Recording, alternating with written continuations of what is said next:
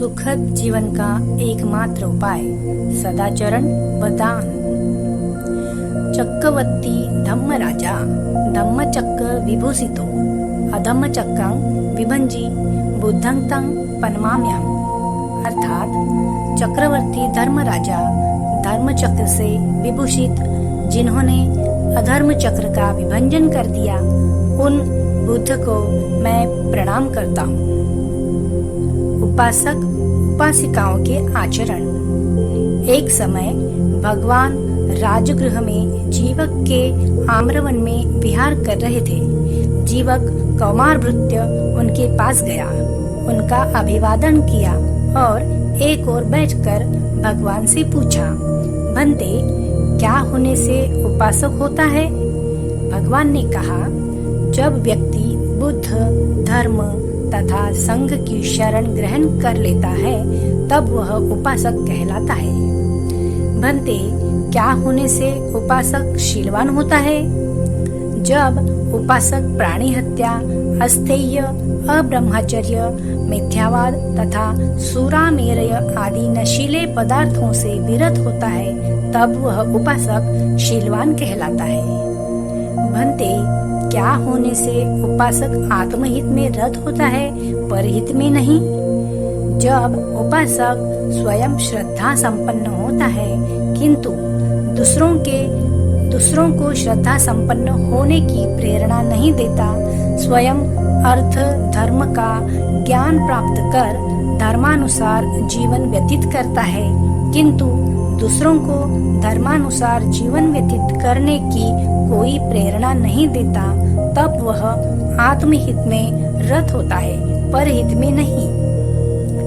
भंते, क्या होने से उपासक आत्महित तथा परहित दोनों में रत होता है?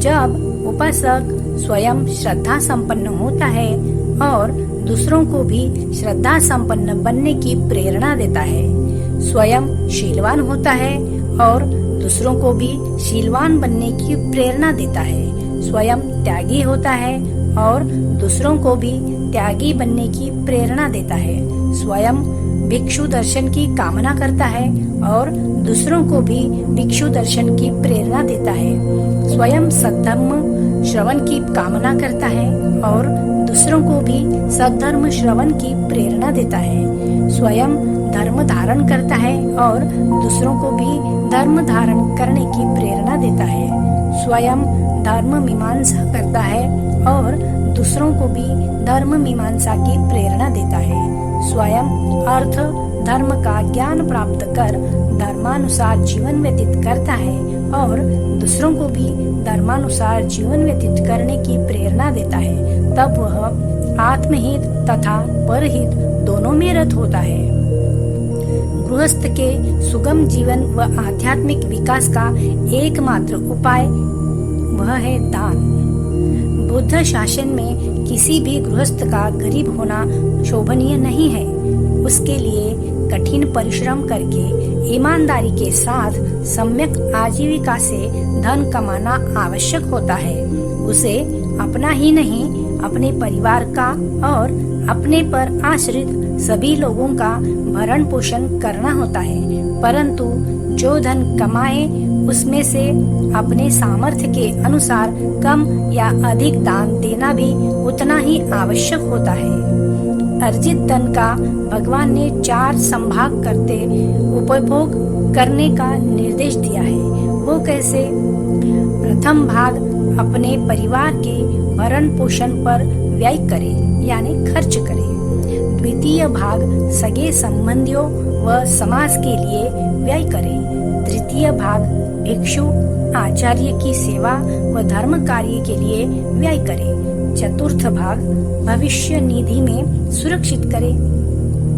इस तरह लोग चक्षु सुगत ने गृहस्थ जीवन में आर्थिक संतुलन में सुखी परिवार, सामाजिक प्रेम व्यवहार, आध्यात्मिक उन्नति व सुरक्षित भविष्य को सुनिश्चित कर दिया है। उपरोक्त आर्थिक संतुलन में द्वितीय व तृतीय व्यय दान की श्रेणी में आता है। निष्काम भाव से उत्तम का दान करते रहने से जीवन में सब कुछ उत्तम होता है। इसका मतलब हुआ द्वितीय भाग में जो सगे संबंधियों व समाज के लिए व्यर्थ करे और तृतीय भाग आचार्य भिक्षु की सेवा व धर्म कार्य करने के लिए व्यय करे।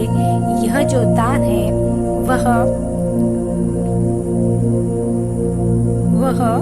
दान की श्रेणी में आता है।